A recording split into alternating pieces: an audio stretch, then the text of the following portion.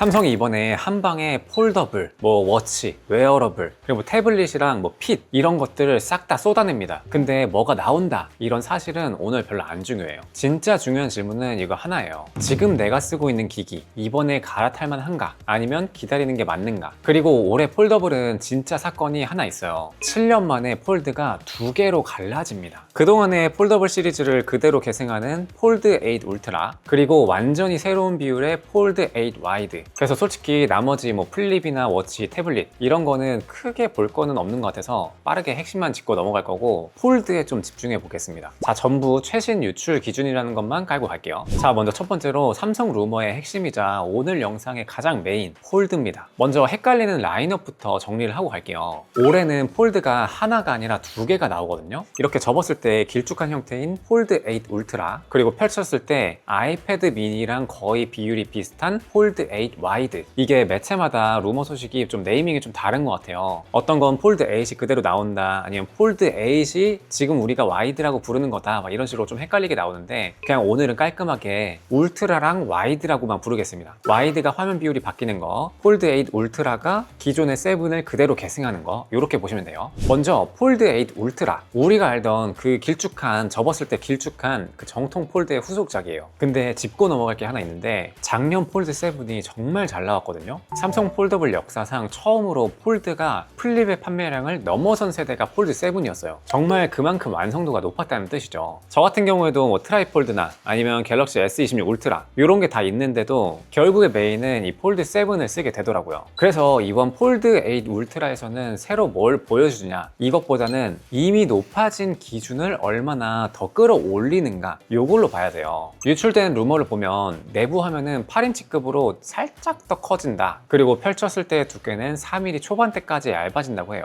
대략 소문으로 듣기에는 한 4.1mm 정도까지 줄인다, 아니다 4.4mm다 이런 말이 있는데 이미 폴드 7 때부터 너무 만족스러워가지고 사실 여기서 조금 더 두꺼워지면 그냥 좋기야 좋지, 요 정도 느낌일 것 같아요. 근데 중요한 게 배터리는 4400에서 5000mAh로 600mAh 정도 늘어난다고 합니다. 이 폴드 7을 제가 사용하면서 아쉬운 점이 딱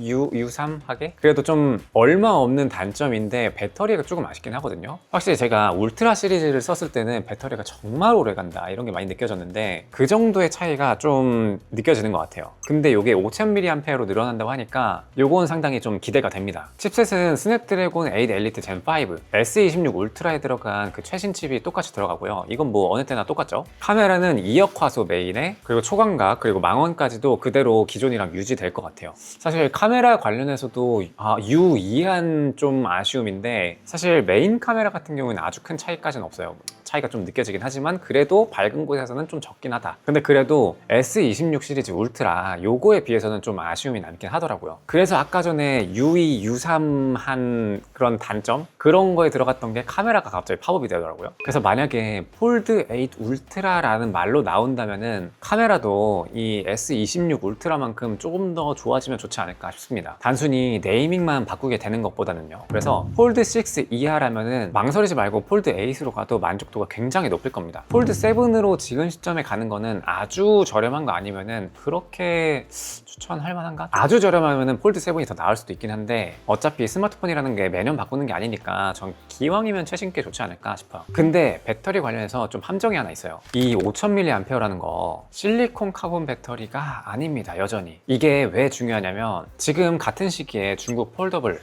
이런데 아너매직이라던가 오포파인드 이런데 보면은 삼성보다 더 얇은 몸에다가 삼성보다 더 높은 6000mAh를 넣어요. 이게 실리콘 카본이라는 신소재 덕분인데 삼성도 사실 이 기술을 모르는 건 아닐 거예요. 근데 우리는 다 알고 있죠. 왜 안 넣는지. 안전을 이유로 좀 보수적으로 많이 접근을 하는 것 같아요. 지금 몇 년이 됐어? 한 7년 됐나요? 그래서 이제는 좀 뭔가 한 단계 발전을 해야 될 필요가 있지 않을까 싶어요. 하지만 중요한 거는 가격. 가격이 상당히 좀 많이 오를 수도 있겠다라는 루머들이 들려오고 있어요. 한 소식에 따르면 256기가 기준으로 $2000 안팎 정도. 그래서 폴드 7을 쓰시는 분들은 좀 얘기가 달라지는데 울트라가 전공법인 건 맞는데 폴드 7이 워낙 잘 나왔어서 기본 개선폭만 보면은 무조건 갈아타라? 여기까지는 잘 모르겠습니다. 1년 써도 더 충분할 것 같아요. 물론 만약에 울트라라는 네이밍 안에 카메라도 S26 울트라처럼 완전히 업그레이드가 된다, 아니면 S펜을 지원하도록 막 바뀐다, 이런 게 다시 돌아온다면 모를까 아직은 좀 대기를 해도 되지 않을까 싶어요, 폴드 7 쓰는 분들은. 그리고 폴더블 하면 가장 많이 얘기가 나오는 게 바로 이 주름. 이 주름이 이번에는 이 공유를 더 키워서 주름을 조금 더 줄인다는 얘기가 있어요. 근데 지금 최근 2-3년 정도 동안은 아주 많이 개선된 경우는 별로 없었거든요. 그래서 이거는 좀 실물을 받아봐야 좀 알 것 같습니다. 그리고 S펜 관련해서는 두 가지 루머가 있는데, 폴드 7처럼 이제 S펜 빠진다, 아니면은 울트라라는 네이밍을 달고서 S펜이 들어올 수도 있다. 그래서 요거는 언팩 거의 직전이라던가 뭐 언팩하고 나와서 진짜 정보를 받아봐야 될 것 같습니다. 자, 그리고 여기가 진짜 핵심이에요. 폴드 8 와이드. 제가 폴더블을 7년 동안 보면서 계속 한 얘기가 있었죠. 폴더블의 약점은 두 가지 정도다. 일단 하나는 무게. 근데 무게 같은 경우에는 폴드 7에 이미 극복을 했죠. 그리고 두 번째로는 쓰다 보니까 조금 아쉬운 점이 이 화면 비율이에요. 이렇게 폴드 7처럼 거의 정사각형으로 펼쳐지면 이렇게 일반적인 유튜브 영상 아니면 뭐 영화라던가 일반 컨텐츠를 볼 때 위아래 레터박스가 너무 많이 나와요. 그래서 삼성이 아예 비율을 갈아엎었습니다. 이 와이드 같은 경우에는 펼치면 내부가 7.6인치 정도 된다고 하는데, 정사각형이 아니라 거의 아이패드 미니에 가까운 대략 4:3 정도의 비율이래요. 그러니까 영상 보는 가로 방향으로 살짝 더 넓다, 이렇게 보시면 됩니다. 커버는 5.4인치인데 이게 닫으면 가로로 좀 넓고 세로로 짧아서 좀 옛날 작은 스마트폰 쓰는 그런 느낌이 들고요. 펼치면은 아이패드 미니 이 정도 사이즈가 되는 거죠. 그리고 무게 같은 경우에도 대략 200g대 정도로 추정이 된다고 해요. 그래서 이 와이드에서 기대할 수 있는 장점이 뭐냐, 첫 번째로는 일단 가로로 넓어지니까 16:9 비율 영상, 아니면 제 영상처럼 뭐 2:1 비율 영상, 이런 걸 볼 때 위아래 레터박스가 훨씬 더 줄어들 거예요. 그래서 실질적으로 영상이 출력되는 사이즈는 폴드 7이라던가 아니면 폴드 8 울트라 이거보다는 더 클 가능성이 높습니다. 사실 이 정사각 구조다 보니까 이렇게 세로로 보나 가로로 눕혀서 보나 어차피 레터박스가 많아지고 정작 실질적인 영상 크기는 별로 차이가 안 나거든요. 물론 가로로 했을 때 약간 더 넓어지긴 하는데 큰 차이는 없습니다. 그리고 두 번째로는 세로로 돌려서 봤을 때 그 책 한 페이지처럼 위에서 아래로 긴 화면이 되거든요. 그래서 뭐 웹툰을 본다던가 아니면 뭐 책을 읽는다던가 아니면 어떤 문서 같은 걸 읽는다, 이럴 때 정말 보기 좋은 비율이 될 것 같아요. 그래서 영상을 볼 때는 가로로, 그리고 읽을 때는 세로로 돌려가지고 보면은 두 가지 모두 다 커버할 수 있는 그런 화면이 되는 거죠. 그리고 이게 가로로 넓다 보니까 이런 멀티태스킹을 할 때, 이럴 때도 좋을 것 같은 게, 저 같은 경우에는 AI를 여러 개 쓰다 보니까 양쪽에다가 자료를 띄워놓고 AI 사용하는 걸 좋아해요. 근데 이럴 때 가로로 조금 더 넓으니까 조금 더 가독성이 좋을 수도 있지 않을까 싶은데, 또 세로로는 낮다 보니까 이거는 실제로 체감을 해야만 느껴질 수 있는 그런 경험적인 부분이 좀 있을 것 같아요. 근데 기존 폴드 7 같은 경우에는 이렇게 이분할을 했을 때 하나하나에 담기는 이 정보량이 좀 좁게 세로로 많이 스크롤을 해야 돼가지고 읽기가 좀 불편한 점이 있긴 했었는데, 아마 그런 부분에서 좀 더 좋지 않을까? 이렇게 추측이 됩니다. 근데 여기서 함정 카드가 발동합니다. 이 와이드 같은 경우에는 카메라가 메인 카메라 그리고 초광 카메라 이렇게 듀얼이고 망원이 없다는 가능성이 가장 높더라고요. 그러니까 막 두세 배, 한 2배까지는 그래도 메인으로 커버한다고 쳐도 한 3배 이상 되는 망원은 좀 아쉽다, 이런 평가가 내려질 수 있을 것 같아요. 그리고 배터리 같은 경우에도 4800mAh가 탑재되는 걸로 알려져 있는데 울트라보다는 살짝 작기도 하고요. 뭐 가격이라던가 뭐 정확한 포지션 이런 거는 아직은 좀 안개 속인데, 아마 배터리도 그렇고 카메라도 망원이 빠지는 걸 보니까 이 폴드 8 울트라보다는 좀 낮은 포지션, 울트라보다는 조금 더 합리적인 가격대로 내려온 그런 포지션을 잡는 거 아닐까 싶습니다. 그래서 사진 망원을 자주 찍는 분들은 와이드 말고 울트라를 가야겠죠. 근데 영상을 많이 보고 뭐 웹툰이나 문서 이런 걸 위주로 사용을 한다 그러면은 와이드가 정답이 될 수도 있겠다 싶어요. 자, 그리고 오늘의 반전인데 바로 갤럭시 P4예요. 비싼 워치 사놓고서 그냥 알람만 보는 분들, 이런 분들은 4로 내려오는 게 오히려 정답일 수가 있습니다. 무슨 말이냐면, 이런 비싼 갤럭시 워치 같은 거 이런 거 차고 뭐 수면 측정한다고 차고 막 이랬다가 좀 불편해서 또 빼고, 또 매일 충전이 가장 귀찮잖아요. 그래서 결국엔 막 사용 안 하는 분들, 이런 분들도 있을 거란 말이에요. 그런 분들한테는 오히려 P4가 워치보다 더 잘 맞을 수가 있어요. 일단 첫 번째로는 가격이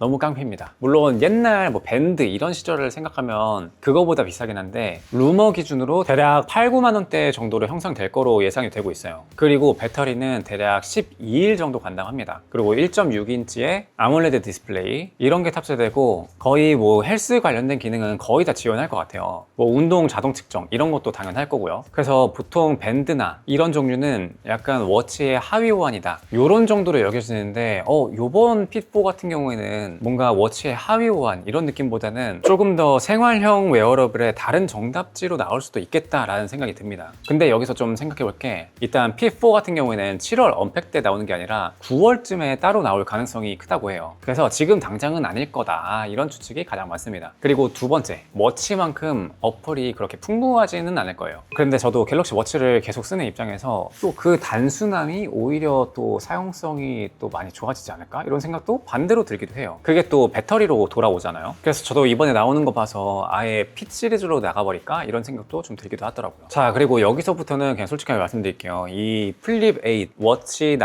탭 S 12 시리즈 얘네는 전작 대비 크게 바뀐 것까지는 없어가지고 아주 매력적인 그런 느낌은 아니에요. 빠르게만 짚어볼게요. 먼저 플립 8, 요것도 두께 조금 얇아지고 무게도 조금 가벼워지고 그리고 뭐 배터리도 그대로 충전 속도도 그대로 요렇게 좀 보여지는데 디자인 같은 경우에도 플립 7이랑 거의 동일한 것 같고요. 그래서 플립 7을 쓰시는 분들은 이번에는 좀 갈아탈 타이밍은 아닌 것 같다. 물론 여기에서 갑자기 막 뭐 새로운 거 팍 나오면 모르죠. 루머에 완전히 안 나온. 그리고 워치 9 요거 40mm 모델은 배터리가 좀 많이 늘 것 같아요. 325mAh에서 382mAh로 그래서 한 20% 정도? 그 정도 늘어날 걸로 보이는데 이건 굉장히 좋은 소식이죠. 근데 44mm는 배터리가 그대로라는 말이 좀 있습니다. 그리고 새로운 칩은 울트라 2에만 들어간다 이런 얘기가 좀 들고 있어요. 그리고 이번엔 좀 독특하게 이 워치 클래식도 짝수 버전이 아니라 홀수 버전에 들어올 수도 있다 이런 말이 좀 있더라고요. 클래식 모델이 안 나온다는 얘기도 있는데 요거는 좀 반반이라서 신뢰도가 가는 그런 루머까지는 아닌 것 같아요. 그리고 탭 S12 시리즈 이거는 뭐 외신에서 대놓고 좀 복부 수준의 업그레이드다 뭐 이런 식으로 평가를 하더라고요. 뭐 화면도 그대로고 배터리도 일부 모델만 조금 높아지고 칩만 좀 달라지고 사실 이렇게 된 지가 좀 몇 시리즈가 된 것 같긴 한데 그래서 기존의 플래그십 태블릿을 샀다 그런 분들은 뭐 갈아탈 이유를 많이는 못 찾겠다. 적어도 한 3년 전 뭐 탭 S8 정도 시리즈 이전 모델 사용하시는 분들은 뭐 배터리 때문에 넘어갈 만 하겠다 이런 생각이 좀 들어요. 근데 제가 진짜 하고 싶은 얘기는 이겁니다. 오늘 5가지를 쭉 살펴봤는데 결국에는 한 곳으로 모여요. 올해 삼성의 진짜 승부수는 딱 하나, 폴드가 둘로 갈라진다는 겁니다. 뭐 플립이나 워치, 탭 이런 것들도 있던 거를 조금 다듬은 수준으로 일단 지금까지는 추정이 되잖아요. 근데 폴드만큼은 이 7년 만에 형태 자체를 둘로 쪼갰어요. 그리고 저는 이게 이제 폴더블이 실험기가 아니라 성숙기로 넘어갔다 이런 신호로 본다라고 보여져요. 이제는 삼성에서 뭐 접히고 펼치는 폰 이것도 이제 메이저로 올라왔어. 그래서 이젠 여기에서 선택지를 조금 더 줘야 돼. 누가 어떤 비율의 폴더블을 쓰고 누가 어떤 가로로 긴 비율의 폴더블을 쓰고 이런 식으로 라이프 스타일에 따라서 좀 달라질 거야. 이런 거를 노리는 성숙기로 들어간 것 같아요. 그래서 우리가 진짜 생각해 봐야 될 거는 나는 폴더블을 쓸 건데 나는 어떤 라인업이 가장 잘 어울리는 사람일까 인 거예요. 이런 라인업이 쪼개질수록 중요한 게 스펙 1등 가장 좋은 거 이런 걸 아는 것보다는 내 사용 패턴을 알고서 어떤 걸 쓰는 게 가장 효율적인가 이런 게 가장 중요하잖아요. 정말 정답이 완전히 사람마다 다 다를 것 같아요. 무조건 더 비싼 게 정답인 시대는 이제 끝난 것 같고 사용성에 따라서 따라가시면 될 것 같습니다.